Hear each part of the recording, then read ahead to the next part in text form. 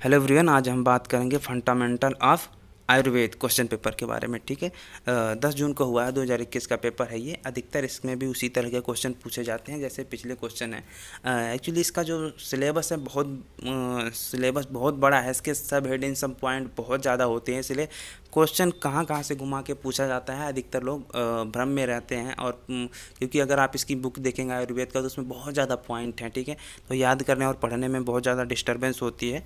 पर जो क्वेश्चन आते हैं वो थोड़ा घुमा फिरा के नहीं आते। पुराना क्वेश्चन पेपर अगर आपके पास है तो उससे देखेंगे तो रिलेटेड ही क्वेश्चन आते हैं, ज़्यादा कुछ क्वेश्चन नहीं आते। ठीक है, तो जो पहला क्वेश्चन आ रखा है इस बार का, देखो, चरकपूर्ण आयुर्वेद का ऐतिहासिक परंपरा पर निबंध लिख। चरकपूर्ण और भृगुवल्ली, ठीक है, ये दो पॉइंट जो हैं। और ऋतुओं के बारे में, ऋतुचर्या, दिनचर्या, ये सारी चीज़ें हैं। क्या माँ और शिशु के बीच में संबंध और क्या चीज़ें होनी चाहिए, वो सारी चीज़ का पालन करना। ये सारे क्वेश्चन जो होते हैं आप बहुत अच्छे ढंग से करके रखेंगे तो क्वेश्चन सभी समझ में आ जाएगा। आप अगर पेपर की तैयारी कर रहे होंगे तो आप देखेंगे कि इसी तरह के क्वेश्चन बन रहे हैं और इस तरह के क्वेश्चन को आपको तैयार करना बहुत ज़रूरी है। दूसरा क्वेश्चन जो है ये बहुत ही इंपॉर्टेंट है, बहुत बार पूछा जाता है और सेम टू सेम ही क्वेश्चन पूछा जाता है।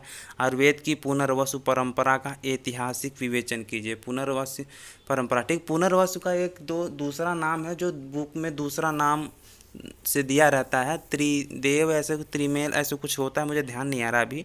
मैं कोशिश करूँगा कि मैं बता दूंगा कमेंट में। ठीक है, हाँ, तो इसको कर लीजिएगा, बुक में आपको बहुत अच्छे ढंग से मिल जाएगा यह क्वेश्चन। ज़्यादा ऐसा ढूंढने की ज़रूरत भी नहीं है। ठीक है, दूसरे या तीसरे चैप्टर में ये क्वेश्चन है अगर आप देखेंगे तो।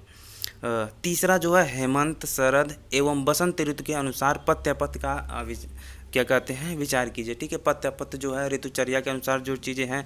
पांचवा क्वेश्चन भी देखेंगे तो ये सारी चीज़ें दो एक ही चैप्टर से हैं। ग्रीष्म, वर्षा एवं शरद ऋतु के पत्य पथ के विवेचन कीजिए। ठीक है, तो ये सारे क्वेश्चन जो है घुमा फिरा के इसी तरह से आते हैं। क्यों?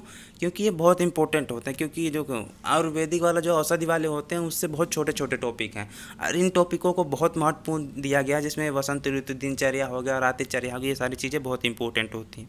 इसलिए आप इधर अगर पढ़ के जाते हैं तो क्वेश्चन उधर से जरूर आएगा।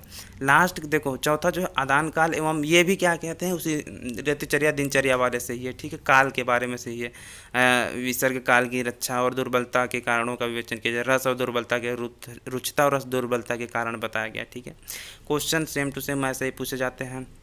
ठीक है, पुराने क्वेश्चन जरूर देखिएगा। छठा जो क्वेश्चन है, भृगुवल्ली के अनुसार प्राण एवं अन्न के महत्व पर प्रकाश डालिए। ठीक है, ये भी बहुत बार पूछा गया है क्वेश्चन। चरकपूर्ण और भृगुवल्ली के जितने भी क्वेश्चन हैं आप लोग रट लीजिएगा। ठीक है, thank you so much all of you. Channel पे हमारे नए हैं तो सब्सक्राइब जरूर कर लीजिएगा, वीडियो को लाइक और शेयर जरूर कीजिएगा। Thank you so much.